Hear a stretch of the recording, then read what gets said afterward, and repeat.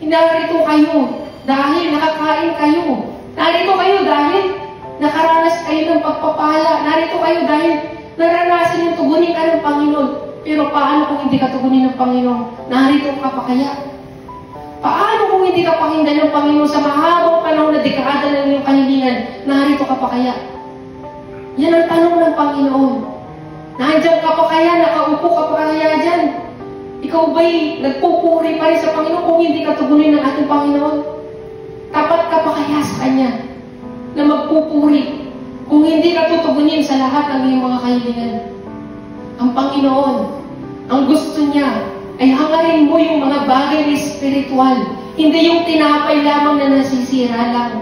Madaling ibigay ng Panginoon lahat ng kahilingan ninyo. Pero mahirap ibigay para sa inyo ang buhay na walang hanggan kung hindi nyo hahanapin yung mga bagay na spiritual. Dahil kayo mismo ang hihingi ng kapatawaran sa inyong kasalanan.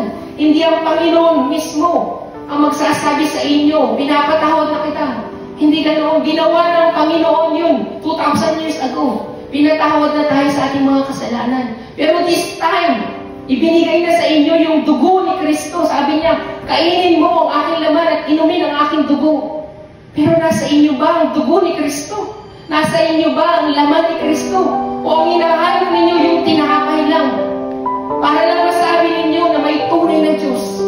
Para masabi ninyo sa sarili niyo, Lord, tunay ka talaga, naghimala ka sa buhay ko.